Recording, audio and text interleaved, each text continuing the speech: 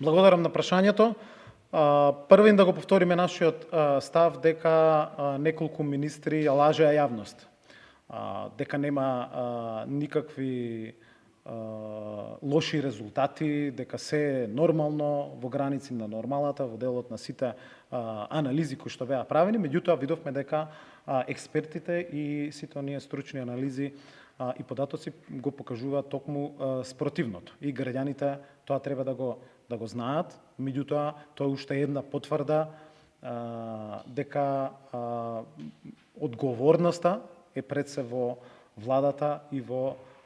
министерството. Мора да ја прекинеме праксата да се она што ќе се случи во време на оваа влада, се некој да биде друг крив. Во ова време, во време на оваа влада, која што повеќе од 15 месеци е на позиција, имале време да ги направат сите анализи, сите истражувања, буквално да ги прегледат сите документации и така натаму, и не може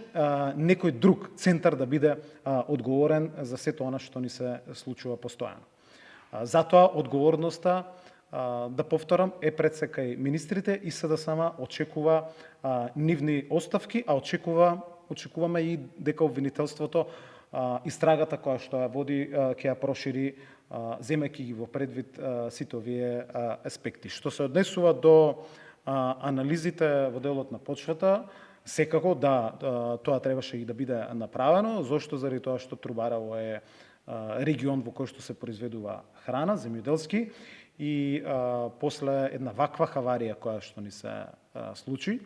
и после ваквите анализи во сегмент на воздухот, задолжително е институциите, државата,